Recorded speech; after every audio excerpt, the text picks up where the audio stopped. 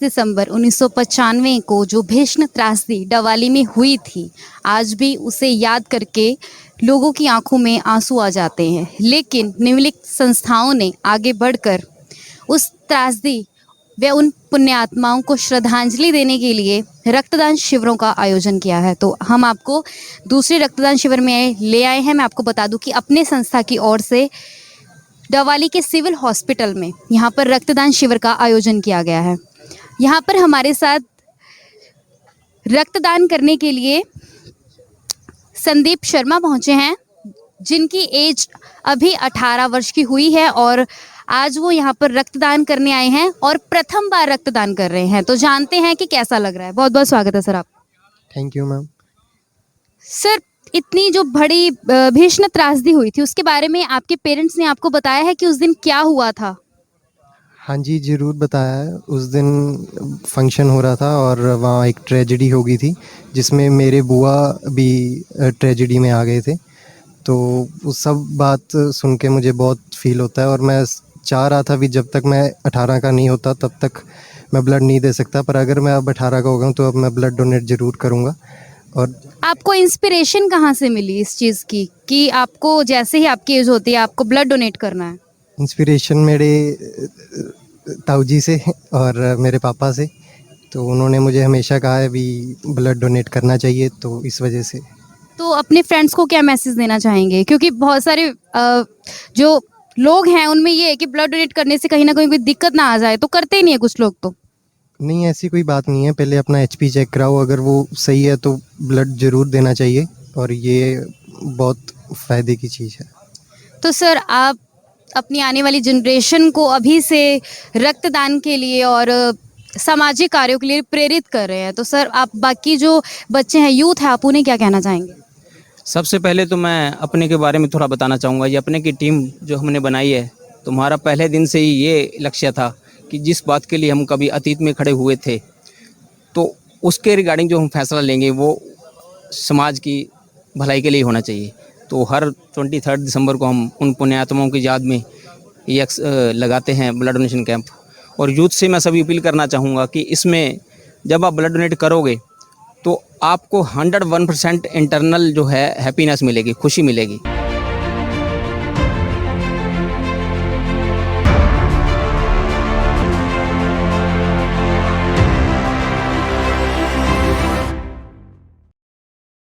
अपने संस्था से नवदीप चलाना इस वक्त हमारे साथ है। अपनी संस्था की स्थापना इनके पिताजी ने की थी। तो चलिए जानते हैं कि आज इतने बड़े रक्तदान शिविर का आयोजन किया है।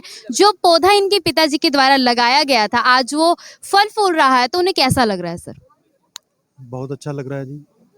उनके द्वारा और उनके साथियों के द्वारा जो कार्य किया गया था, अब वो और फल फूल रहा है। खुशी हो रही है और गर्व होता है। उनके द्वारा किया गया काम उनको सारे साथियों से मिलकर आगे लेके जा रहे हैं। सर, कितना समर्थन मिलता है सभी का? बहुत ज़्यादा जी। समर्थन के बेस पे ही चल रहा है सारा कुछ। तो सर, हम जानना चाहेंगे आपसे कि जब शुरुआत हुई थी और अब कितना अंतर लगता है उस चीज़ को देख? शुरुआत में जैसे जैसे लोगों को पता चलता है, लोगों का फेथ बनता है, वैसे वैसे लोग जुड़ते जाते हैं और वैसे ही यहाँ पे चलता रहा है। डबवाली के लोगों को इस कैंप की बात करें तो बहुत ज़्यादा समर्थन है। लोगों को क्या है कि डबवाली में हर एक बंदा, हर एक परिवार इस जो अग्नि त्रासदी हुई थी हमारे यहाँ पे, डायरेक्टली या इनडायरेक्टली से प्रभावित हुआ था। किसी का कोई फैमिली का मेंबर, किसी का कोई यार दोस्त क्लोज रिलेशन में थे, वो प्रभावित थे। तो ये जो कैंप का आयोजन हम करते हैं, ये उन जो दिवंगत आत्माएं हैं उनके लिए ही करते हैं। तो हर एक बंदा अपने हिसाब से अपनी श्रद्धा अनुसार यहाँ पे आता है और ये उनको जो रक्तदान करते हैं वो उनको श्रद्धांजलि ही है, वो इस रूप में देते हैं। लोगों का समर्थन के बेस पे ही ये चल रहा है। किया, कभी भी ऐसी हेल्थ प्रॉब्लम नहीं आई है। बस एक ही लेडीज़ को अपना डाइट वगैरह का ध्यान रखना चाहिए, आयरन रिच फूड लेते रहना चाहिए जिससे कि ब्लड की जो रिकवरी होती रहे। और एक मैं और चीज़ कहूँगी कि लेडीज़ को मतलब ये करवाने से पहले ज़रूर अपना ये ब्लड टेस्ट करवा लें कि उनका वो जो मतलब जितना होना चाहिए ब्लड वो है कि नहीं, पूरा है। तो अगर वो मतलब वो आगे उन्होंने फिर दे सकती है ना। ऐसा नहीं हो कि बिना आप चेक करवाए आप डोनेट कर रहे हो, उससे प्रॉब्लम हो सकती है। अगर आप प्रॉपर डाइट ले रहे हो, अगर आपको पता है कि आपका एचपी पूरा है, तो आप ज़रूर दो इसको। मैम, आज एक भीषण त्रासदी और उन पुण्यात्माओं को श्रद्धांजलि देने के लिए इस ब्लड शिविर का आयोजन किया गया। मैम कैसा लगता है जब ऐसी संस्थाएं आगे बढ़कर आती हैं, क्योंकि उस वक्त मैम इलाज की कमी हो गई थी, रक्त की कमी हो गई थी, लकड़ियों की कमी हो गई थी, बहुत सारी कमियां हो गई थी, लेकिन ये संस्थाएं अब उससे एकजुट होके ऐसी कोई त्रासदी ना हो, और अगर होती है तो उससे जो एकजुट होके उसे निपटने के लिए इस तरह के कार्य करिए, तो मैम कैसा लगता है समाज में ऐसी अवेयरनेस? बात है, देखो एनजीओ है जो मिलके ये कर रहे हैं सारा कुछ, और एक मतलब एक ये आ जाता है कि उस टाइम जैसे जो कुछ हुआ था उस टाइम अगर ये ऐसी तरह की होता रहता तो शायद वो प्रॉब्लम ना आती। तो बहुत अच्छी बात है, बहुत अच्छे एफर्ट्स, और मैं चाहती हूँ कि हर किसी को, कि वो बहुत बड़ी त्रासदी थी जिसमें मतलब इतना इतना ह्यूमंस का लॉस हुआ था। तो अब ये इस तरह अगर ये मतलब जैसे इस तरह के donate camps, blood donate camp लगते रहते हैं तो उससे बहुत लोगों को मोटिवेशन मिलता है, और हर किसी को इसमें डोनेट जरूर करना चाहिए। हाँ जी। नहीं, इससे कुछ नहीं होता, ये तो वक्त वक्त पे ना करना चाहिए, और अच्छा है किसी की जान बचती है तो ये तो बहुत अच्छी और महादान होता है, तो मेरे ख्याल से तो सभी को करना ही चाहिए ये बात ना। तो इस वक्त हमारे साथ हैं डॉक्टर खुशनसीब कौर सूर्या, तो उनसे जानते हैं कि रक्तदान का क्या महत्व है। मैम बताएं। हाँ जी, रक्तदान का थैंक यू। रक्तदान का बहुत ज़्यादा महत्व है, जैसे कि हम 3 तरह के दान तो बहुत सारे हो सकते हैं, जैसे कि हम किसी को लंगर भी छिका सकते हैं, है ना, किसी भूखे को खाना भी खिला सकते हैं, भूखे का पेट जो है हम चावल खिलाकर भी भर सकते हैं, सब्जी खिलाकर, रोटी खिलाकर। लेकिन ये जो दान है, जैसे कि 3 तरह के दान माने गए, नेत्रदान, शरीर दान और रक्तदान, और इसका जो है अल्टरनेटिव कोई और नहीं है।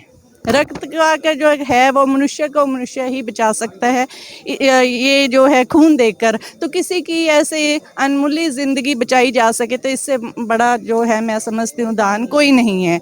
तो इसमें ये भी एक सोचने वाली बात है कि आज जैसे ये संस्थाएं इतना अच्छा कार्य कर रही हैं। डबवाली में बहुत साल पहले 1995 में एक बहुत बड़ा अग्निकांड हुआ था। ऐसी त्रासदी भगवान करे कभी फिर इतिहास ना दोहराया जाए, तो हम ये भगवान से प्रार्थना भी करते हैं, और वो आज वही दिवगत आत्माओं के लिए हमने ये उनको श्रद्धांजलि के रूप में ये कार्य हम कर रहे हैं एनजीओ के ग्रुप से, और सभी संस्थाएं जो है इसमें बढ़ चढ़ कर हिस्सा ले रही है, और बहुत अच्छा लग रहा है। मैम आप यहाँ पर पहुँचे हैं महिलाओं के समर्थन के लिए, क्योंकि महिलाएं जब पहुँचती हैं तो एक दूसरे को सहारा मिलता है। तो मैम रक्तदान कितना बड़ा महादान है, इसके विषय में बताएं लेडीज़ को। Thank you. रक्तदान बहुत बड़ा दान है, क्योंकि मैंने भी इससे पहले 7 बार और आज 8वीं बार रक्तदान कर रही हूँ, और बड़ा मन को तसल्ली होती है कि हमारे खून से किसी की जान बच जाए।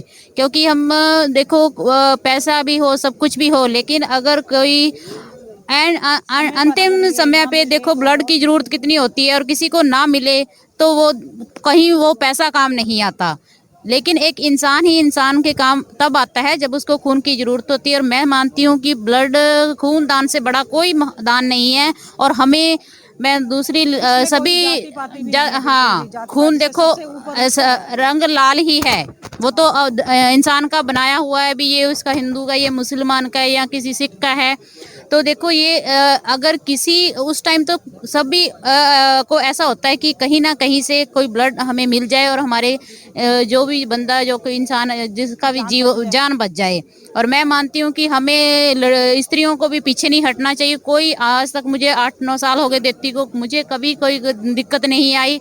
और मैं सभी मतलब अपनी बहनों से कहना चाहूँगी कि बढ़ चढ़ कर खूनदान करना चाहिए। किसी तरह की कोई कुछ भी नहीं होती, थोड़ी सी बस होती है, अपना खान पीन से 6 घंटों के अंदर ही वो रिकवरी हो जाती है, और किसी तरह की कोई कमी महसूस नहीं होती। Thank you.